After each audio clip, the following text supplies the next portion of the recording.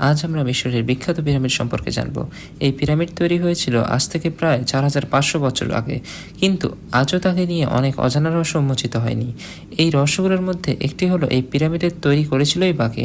কারণ পিরামিডের উচ্চতা বর্তমানে প্রায় 455 ফিট বা 45 তলা।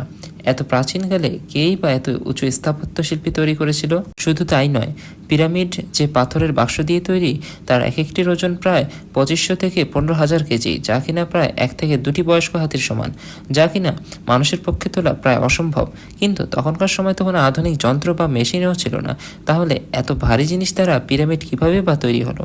অন্যদিকে মজার বিষয় হলো পিরামিডের ঠিক শীর্ষবিন্দুতে একটি বিশেষ পাথর থাকার কথা, যার নাম পিরামিডিয়ন, কিন্তু সেই জিনিসের অস্তিত্ব আজ অব্দিও পাওয়া যায়নি।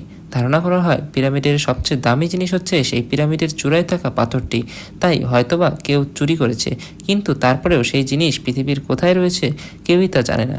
এছাড়া রয়েছে আরও অনেক মজার অজানা রহস্য, যা আমরা পরের ভিডিওতে তা নিয়ে আলোচনা করব। তাই আমাদের চ্যানেল লাইক এবং সাবস্ক্রাইব করে পাশে